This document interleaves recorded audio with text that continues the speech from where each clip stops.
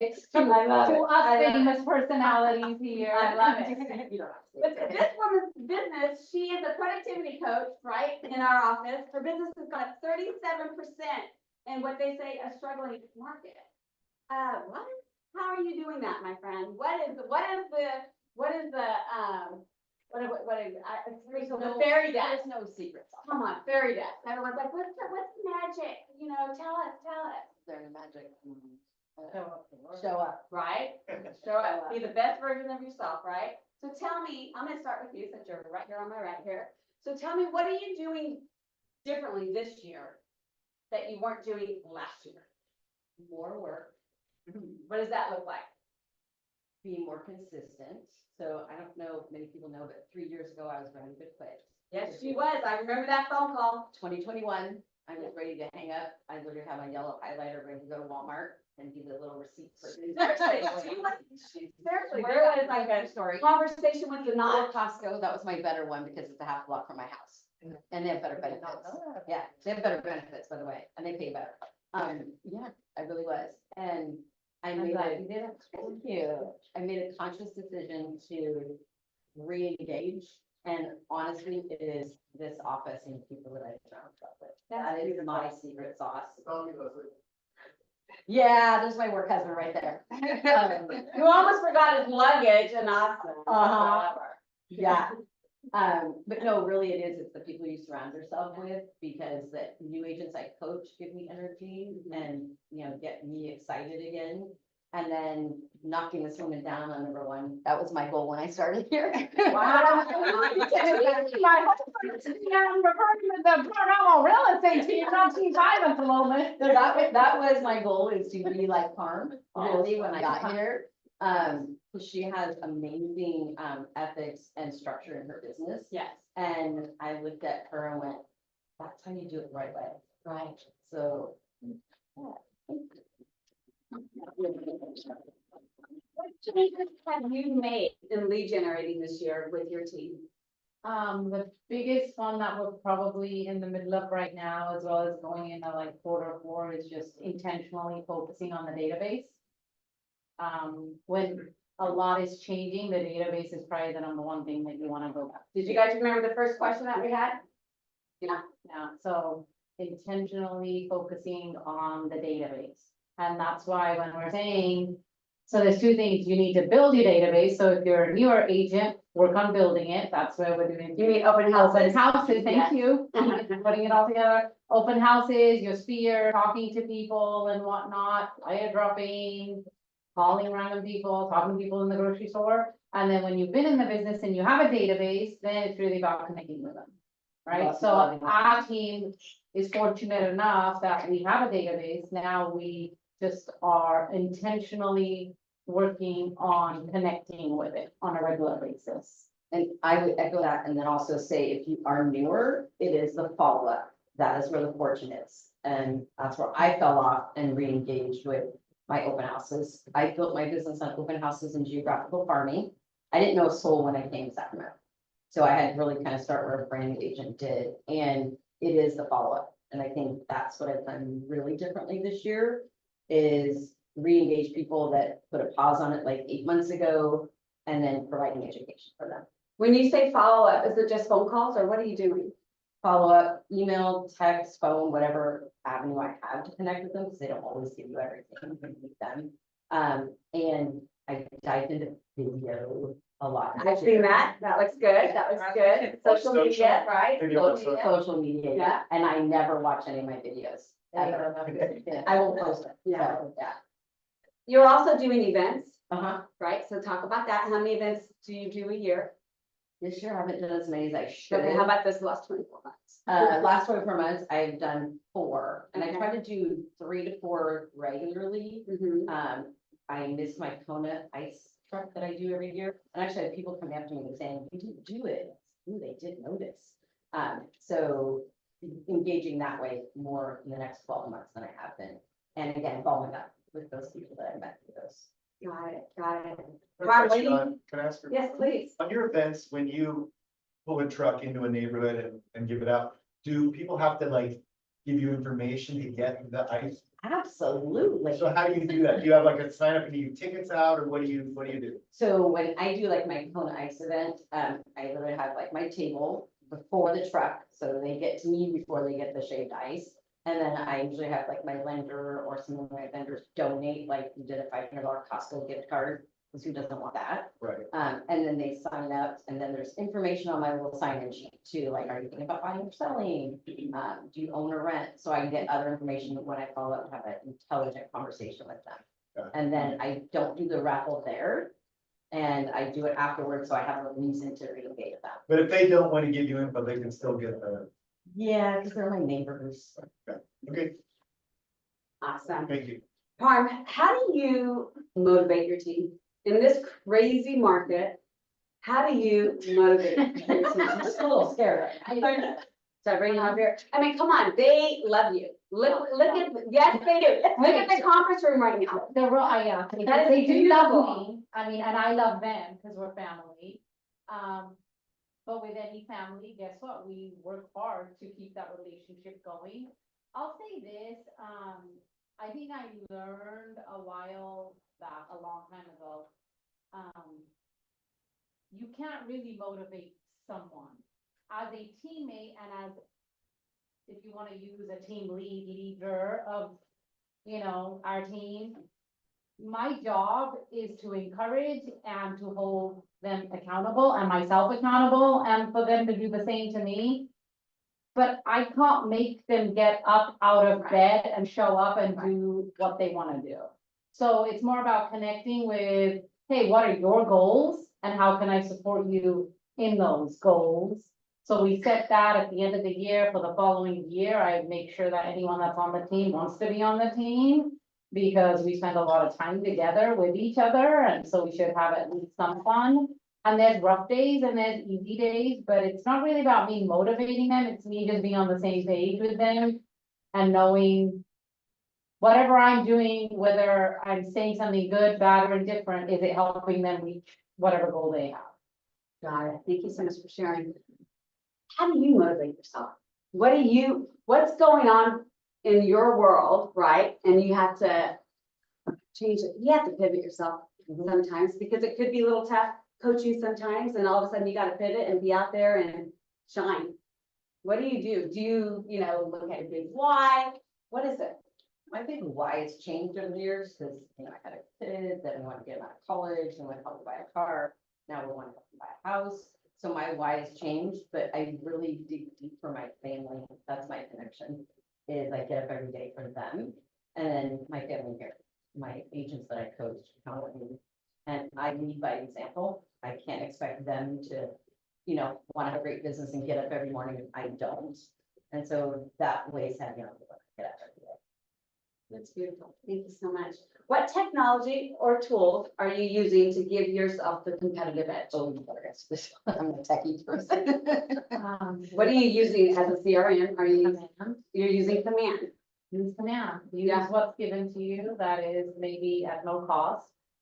We use Command, I mean, we obviously have other CRMs, et cetera, that we pay for, except, in different levels, but Command is phenomenal. You just gotta make sure you use you could literally build a business based on Post-it notes.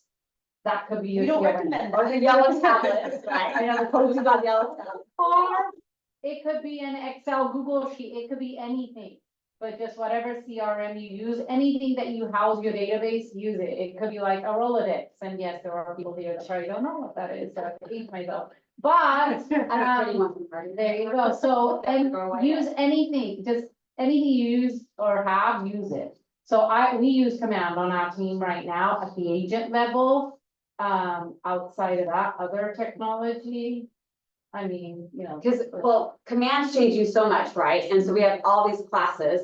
So I encourage you, if you have a VA or an assistant, go ahead and send them to the classes. I think it's every Tuesday and Thursday, maybe Tuesday, Wednesday. Tuesday and Thursday, and then every other Wednesday. Oh, there you go. Well, how about this? It's on Circle and it's on your calendar if you link it all up. Awesome. And I would say, let your database do the heavy lifting for you. Whatever CRM you do use it to the extent that it's gonna help you grow your business. There's a lot of stuff it can do, even if you're just doing the basic smart plan where it's emailing and texting them. That's time that you spend with your clients and really connecting with them on a personal level. So whatever one you have is the best one to use. Got it. Thank you so much. Okay, social media. You both use it? You use it more? Well, your assistant uses it? Okay, yeah. We need to get better at it. I mean, we're posting, we want to get more engaged realistically. Videos, if you're not doing them, do them. You've already got the head start. That's my biggest thing with videos. I'm like, you know, like today, like, I mean, I usually roll up in like jeans and like flip flops realistically, right? So I don't think people want to see that on video, but. They do, because it's the authentic. Authentic you. Exactly, I get right? more hits when I'm leaving the So gym. I think that's the rule of thumb, is create a video, post it, and don't watch it yourself, but just post. It's more engaging than kind of just stagnant posts or non-interactive posts. But remember also social media, one thing I do want to say is like, don't fall in the rabbit hole of like just being on social media for the sake of being on social media, because that's a lot of time and energy wasted. Always Post have with a call to intention. action. And have like a time frame as to how long you're gonna be on social media and for what purpose, and know what you're there to do. So if it's to promote something, talk about something, engage with your database, engage with your sphere, just know what your intention is behind it.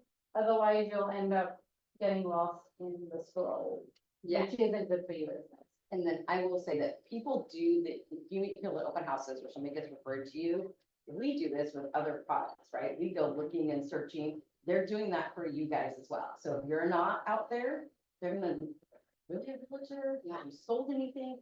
Not that you, they don't honestly care if we sold 50 houses this year. They really want to know who you are as a person. I've been hired because I had a yellow lab and I was a soccer mom. I literally had somebody say that to me. They didn't know how many homes I sold that year. They connect with me on a personal level. That's what they're looking for out there. Authentic. Mhm. Okay, what besides NAR, what is the biggest challenges you faced this year?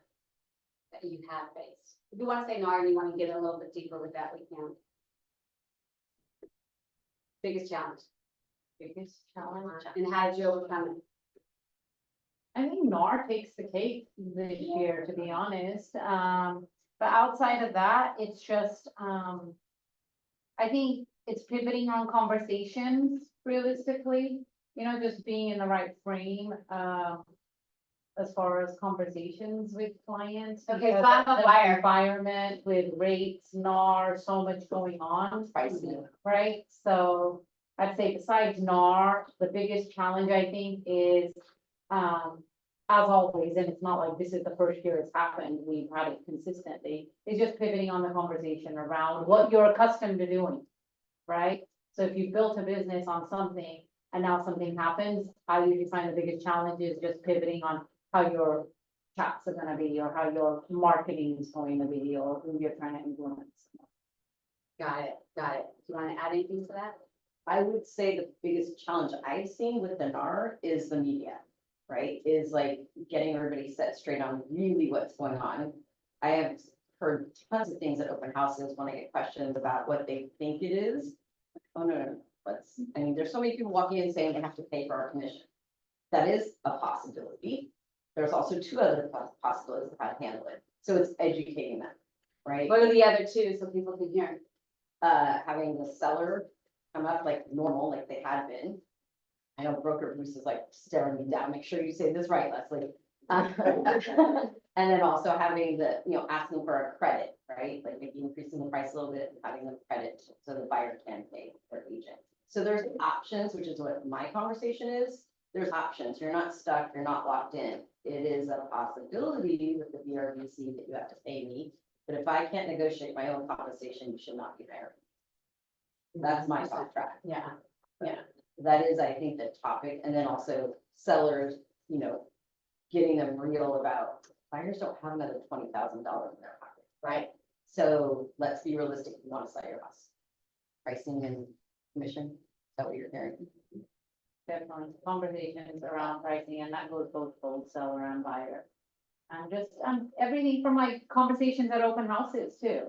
So I think that's the biggest challenge is, your conversations at open houses are changing, your conversations, when a random client calls and says, I wanna see this property, is changing, right? So it's just about pivoting on that and making sure that you're doing everything correctly.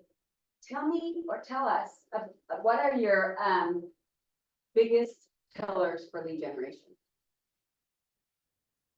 Mine are open houses, geographic farming and referral base, which I love. I still have to go find new business, don't get me wrong. I meet strangers at open houses and they become clients, but diving into that referral business is like my base salary every year. As with the online lead generation, database, meaning like either past clients or referrals from past clients. And then marketing that we're doing, whether it's like mailers or agent marketing, something to that effect. Do you guys circle prospect every listing? We do. We circle prospect around our just listed, around our closed, around our in contracts, around our open houses. How many people, and I think this is a question everybody can learn about, how many, when you go to Circle Prospect, right, you have a listing on the list, how many people are you pulling data from in that vicinity to Circle Prospect? We pull data for 1,000 numbers. So we pull data for 1,000 numbers, and then that is called, depending upon what we're circle prospecting. So Mondays is closed clients, Tuesdays is in contract, Wednesdays is just listed or price reductions, and Thursdays and Fridays is open house. Some of that sounds like you got plans. Las Vegas too. What? I love it. So tell me, I don't do 1,000, but I do 500. Right. do you As do, long as it's more than one. It's definitely. how many, when you do hold an open house, do you invite everybody in the area to go to your open house? I'm a bad one to ask. I'm not a door knocker. Okay, Okay. Daggers in my eyes. no, that's okay. I found something that I like to do, which is circle prospecting, Uh-huh. because then I can talk to them, also leave a message. I door drop. Door drop, okay. So I do Yeah. get that out there in the invite now. If I do a neighborhood only, that I do door knock, because I do want them to come in, and usually it's like 20 around them. But I'm a bad, Yeah, and I love the honesty, right? Yeah, it's really, it's really not my good. gig. Not your gig, not your gig. Our team has a combination of flyer dropping as well as door knocking. So it depends on who they're trying to get to and how much time they realistically have. We try to drop 100 flyers, doesn't mean we're door knocking 100 clients, but if you want real conversations and more like of a captive audience, the door knocking and the flyer dropping is really the way to go. Right? Because you engage with a client, it's kind of like circle prospecting versus someone coming to your open house. Circle prospecting, you're reaching out to someone that's not even thought about selling, not even thought about buying. You might be like at level 1 of capturing them at the interest level, so you can create that relationship with them. At the open house, they might already have an agent, they might already be talking to someone, they might just be having a second look or whatnot, right? So the door knocking and the flyer dropping, I find for our team is where we have more engaging conversations with actual potential sellers versus at the open house. And I would agree, because I did an open house for you once, and they brought, I think it was Kevin's flyer into my open house. So it works. I should do it more. We're seeing that, I mean, right now, our teammate Socorro has a listing that we picked up for a flyer she door knocked and dropped off. In So she April. she just dropped it off. Yeah, just dropped Put it off. it in a little handle and walked away. If you got a listing. What did that flyer say? We were marketing around an open house that her and a teammate were doing for another listing of ours. So it was really simple. Sounds like. We just gotta do it. You just gotta pick what you wanna do. You don't have to do Yeah. everything. Pick what you wanna do that you like doing and just do it. Really, really. So we always talk about mindset, right? So what mindset shifts have helped you stay resilient? Actually successful in this crazy market? Because every single day, right, we have a choice when we wake up. And what are you saying to yourself? What are you reading? What are you listening to get your mind in the right frame? This too shall pass. Okay, In the NAR thing, our brokerage did so much education, you guys, like, it was pounded on us for 7 months straight. There's agents that I've talked to that have written on my listings, I'm like, did you even know there was a change? yeah, They forgot to mark box G3. yeah. You know what I mean, today, G3, mark that box. Yeah. Or you're not getting paid. And so it was just kind of pounded into us, and I'm like, this too shall pass. It's just, we're moving through a market, and there's always a market, it's just, what is it and how to prepare it? But, are you guys listening to any podcasts or what are you reading these days? Don't say Danielsville. No, My children's homework. I could do better at podcasts and, books, quite honestly, so. But something's going I have on, a right? I cycle. mean, there's times when you probably think, oh my gosh. It's going back to your big why, and it could be big or it could be little. Mine is just showing up for my kids and my teammates. Yeah. Realistically, that's it. Right? Like I lead by example. That's the life I lived. I saw my parents get up every day and go to work, whether they were feeling well or not. And because of that, I'm grateful for the life that they provided me. And I choose to do that for my kids, and I have the ability to choose to do that for my teammates. And so that motivates me enough to get up and show up. Otherwise, what else would I be doing? Watching Ricky Lake on TV? Yeah. Again, dating me? Yeah. I'm not, I know what you're talking about. bring her, but. Right, so my point being is, like, I was thinking about it, so I didn't have time to review the questions. I didn't have time to review the questions, but I know it's something like what motivates you and motivates them. I was like, if I was working for the state or Caltrans or Costco, someone's gonna be calling me every day and saying, hey, are you showing up to work or Right. whatnot? Yeah, you gotta treat it like a job. Right, so I treat it like a job. You're the CEO of your own company, right? So tomorrow morning, you're gonna ask yourself, would I rehire you? Yeah. Right? Did I do the activities yesterday to make me rehireable today? And if you Right. didn't, what can I do better Yeah. or different today to have a better day than I did yesterday? Yeah. Because we don't get up every day and have great days, you guys. No. Like, every day, just because we're quote top agents. We put on that face. Yeah. You have to though, you have to, because this is what we do every single day. Because our clients count on us. Yes, and your future clients count on you. Okay, so tell us about a time when a deal fell out. How did you save it? Or did you save it? You know, because obviously it's ups and downs, right? We've got to learn how to ride the wave. So tell us about a time, because there's some new agents here, there's some veterans here. And sometimes it doesn't sit well, but you got over it.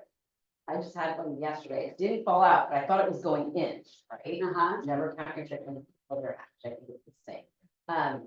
And there's another listing agent I worked with before. We could not put this deal together. We were $10,000 apart.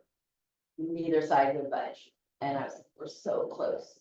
2 counter offers. We just couldn't make it work. I'm like, okay, it wasn't meant to be. And then that's why you have a pipeline. So you have 2 more that you can focus on, because they don't all work. Right. Right? You're gonna have natural fallout, and it's not taking it personally. It wasn't me, it wasn't her, it was actually those 2. And now those 2 have to figure out what they're gonna do. Maybe we'll put it together in a week, I don't know, but I know I have 3 other clients I work. So that one didn't hurt us that. Don't get me wrong, it hurts. That was a $13,000 potential check, but that's what you do to your pipeline. Keep it full.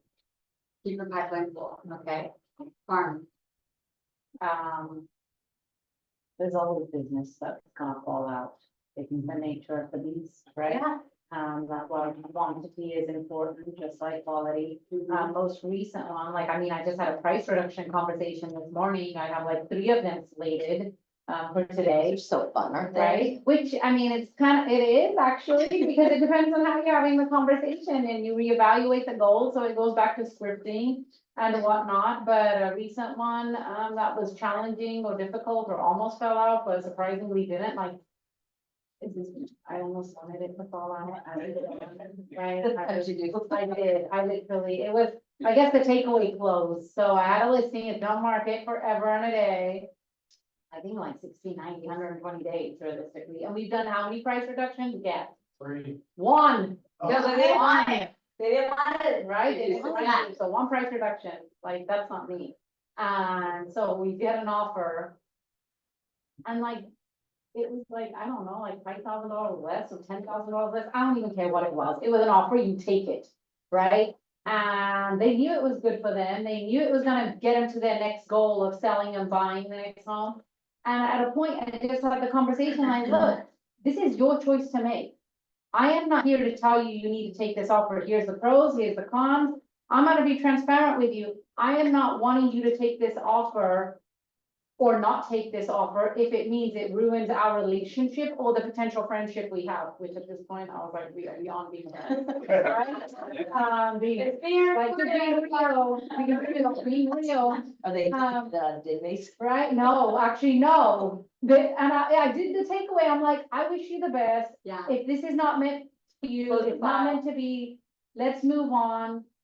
3 minutes later, I get a call, no, we're ready to take the offer, right? And so sometimes you just have to have real, no, sometimes all the time, have real communication and conversations with clients and just, I talked about this with the team this morning, the two biggest things that you can talk to any client about, what's their motivation and what's their timeline, and if you're helping them achieve those two things, you're doing your job. If you feel like you and they are not on the same wavelength for those two things, part ways and use your mental headspace for something else, because it will be Love better. that. for That you. was a great, right? Yeah, thank you so much. What is the one piece of advice that I didn't ask that you think these people need to know in order to finish strong for 2024? What is the one thing? I don't know, what do you guys, is there a question that anyone has in the audience that they feel like they? Any question out here on Zoom? Any questions? I was curious, sorry. I was curious, Parm mentioned that when she circle prospects, she has a system, Monday, Tuesday, Wednesday, Thursday. Can she repeat that? So when I say we circle prospect, it doesn't necessarily mean that I'm doing it, Danny, but, you know, I have different things that I'm also calling during the day. But I have an ISA team and, on Mondays, we are calling at close. We're circle prospecting around close for the previous week. So whatever we closed last week, that's who's getting circle prospected on Monday. And it's about sharing with them, hey, congratulations, wanted to let you know, a neighbor of yours just sold a home, bought a home, whatever it is. Do you know of anyone that listens, buy, sell, invest, etc.? So Mondays is closed. Tuesdays is the same conversation, but around in contract. Whether it's a buyer that we got in a contract last week or a seller that we got in a contract last week, right? Wednesdays is just listed, so anything that we are either listing this week or are having a price reduction for. And then Thursdays and Fridays is open houses, so inviting people around open houses that we're hosting. And if there is not one specific thing that needs to be done for the previous week, then you can just do the data for the previous week. Like for some of us, you know, you may not have a closing every week for last week. So you could just get the closing data for the month and call it every specific day and whatnot. But that's the system around the circle prospect. Perfect. Thank you for sharing. Anything that you want to share that I didn't ask? You should all know what you're doing for lead generation for Q4. Yeah. Like pivot and plan as to, okay, October, November, December is here.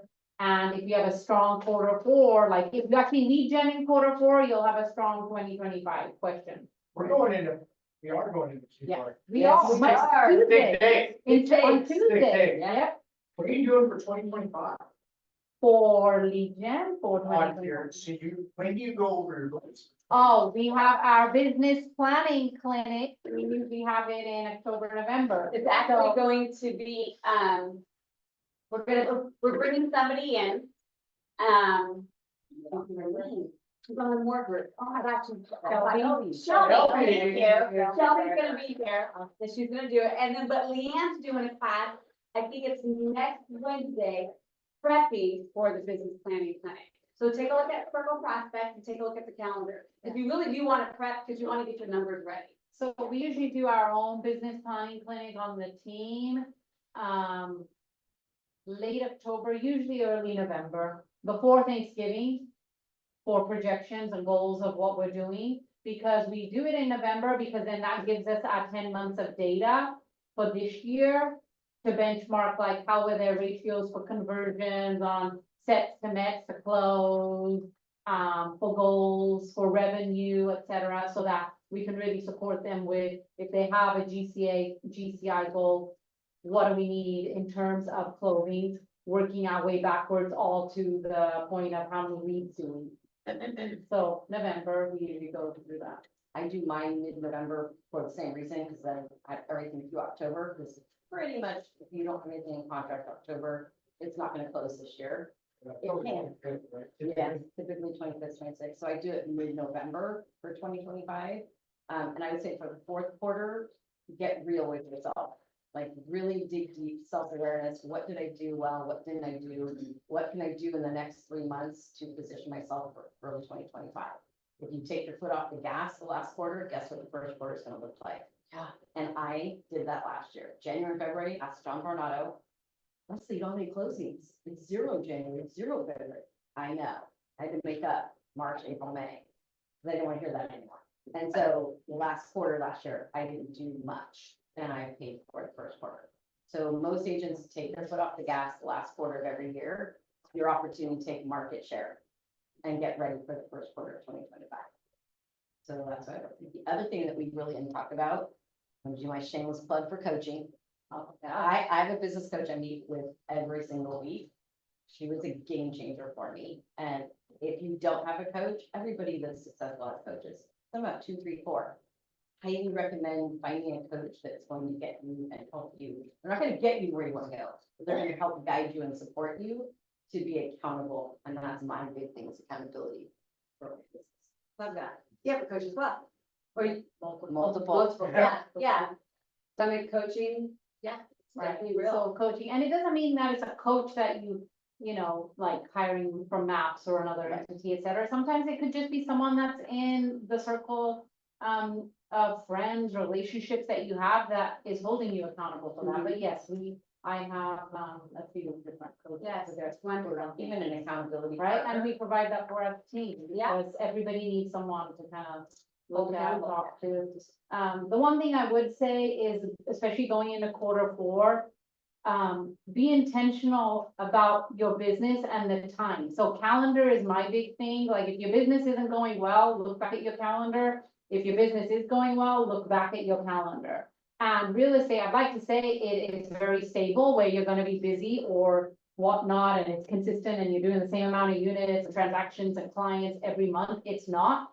So when it is slower, enjoy that time and be intentional about it.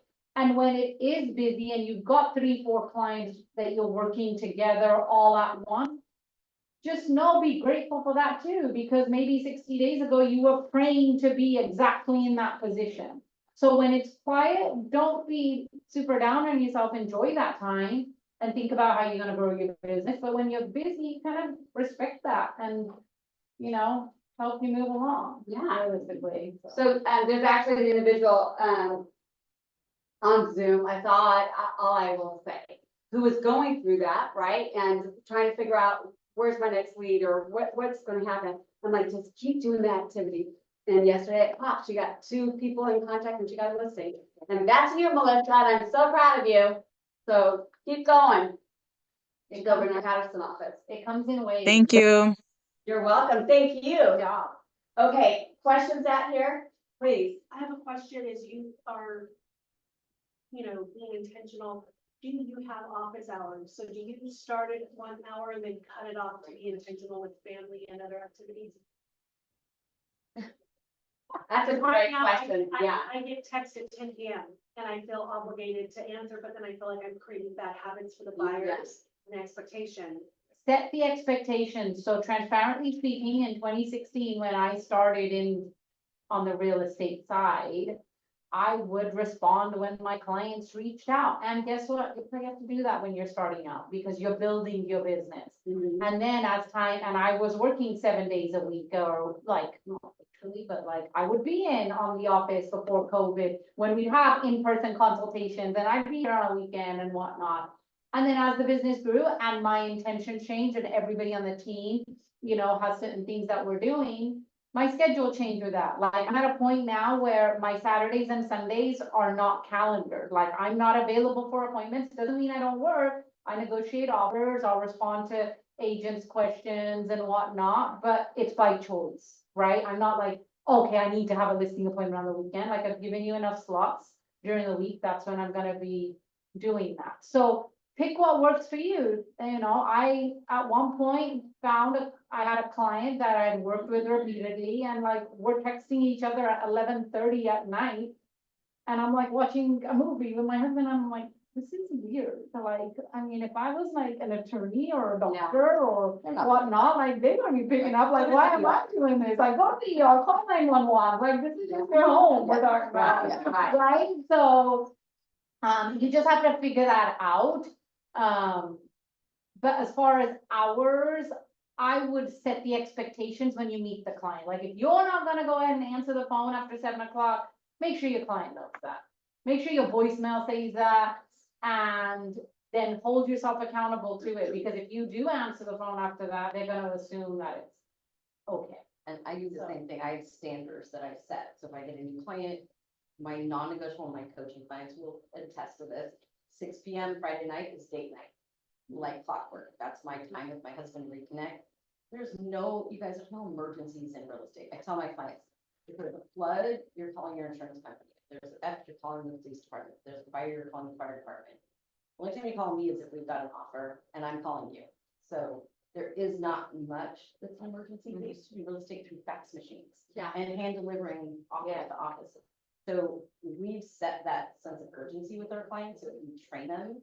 And then I also know if they're trained at 9 p.m., my phone goes off. I'm not allowed to talk on the phone. If I choose to respond by text or email, if I'm available, what I call my clients, then you'll get a response. But those are my times that are non-negotiable, and everything else is by appointment. And that, trust me, if you can't meet them because they're only available tomorrow at 10 a.m. and you say, well, I'm available Thursday at 5, they are going to wait to meet with you. If they don't, they probably aren't somebody you want to work with. So set your standards and more importantly, enforce them. Love that. So is there anything else you'd like to share? This is KW culture right here. This is taking time out of their busy schedule to give back. 2 points for your teams. Although I just couldn't. I mean, Thank you so much. yeah, we're here because I just felt for the reason why the speaker couldn't be here. So I know I was felt like, the oh my town, gosh. and you guys are gonna be like, oh my God. again. But I can say no, right? And sometimes you have to say no, right, to protect your calendar. But I connected to the fact that there was a valid reason why she couldn't be here today, and so that's why I'm here. And hopefully you learned something. Yeah. If not, we're sorry. Well, hopefully, at least you got. Thank you. All right, you guys, make a great day. Thank you so much. Thank you, everybody on Zoom. We'll be out to the other offices on Wednesday. Peace out. I guess peace out that way. Oh